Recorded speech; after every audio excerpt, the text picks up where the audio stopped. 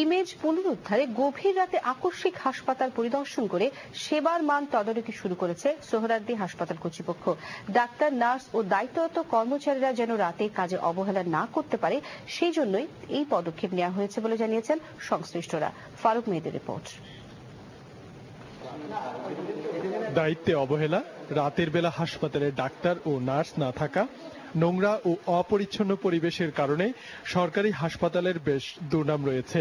এই ইমেজ সংকট থেকে সরকারি হাসপাতালকে বের করে আনতে ব্যতিক্রমধর্মী উদ্যোগ নিয়েছে দেশের অন্যতম শীর্ষ সরকারি হাসপাতাল সোহরাওয়ার্দী হাসপাতাল। গতকাল মধ্যরাতে হাসপাতালের ঊর্ধ্বতন কর্মকর্তারা আকস্মিক হাসপাতাল পরিদর্শনে যান। এ সময় তারা সামগ্রিক পরিবেশ, দায়িত্বশীলদের কার্যক্রম পর্যবেক্ষণ করেন। রাতে রোগীরা যথাযথ সেবা পাচ্ছে কিনা তা জানতে চান, তবে সন্তোষ প্রকাশ করেছেন রোগীরা।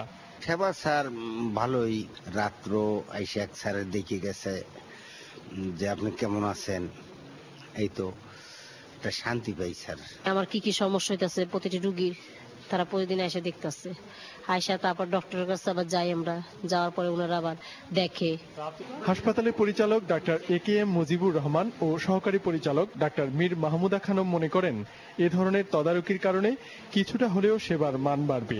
Service delivery towards the patient, এটা যেন আমরা ইমপ্রুভ করতে পারি, ডে বাই ডে ইমপ্রুভ করতে পারি। এই জন্য আমরা সাধারণত সারপ্রাইজ ভিজিট দিয়ে থাকি, যেন সবাই ঠিকমতো কাজ করছে কিনা এটা অবজার্ভ করার জন্য। সারপ্রাইজ ভিজিট শুধু কার কি কাজ আছে এটা ঠিক করার স্বার্থেই নয়, আমাদেরও যে এডিশনাল কিছু দায়িত্ব আছে প্রশাসক হিসেবে, সেটা করার জন্য এই ভিজিটের দরকার। সরকারি হসপিটাল সম্পর্কে মানুষের একটা বিরূপ ধারণা হয়েই আছে, এটা যাতে এই জিনিসগুলি ফেস না করে এই হসপিটালে, এই জন্য আমরা প্রাণপণ চেষ্টা করছি।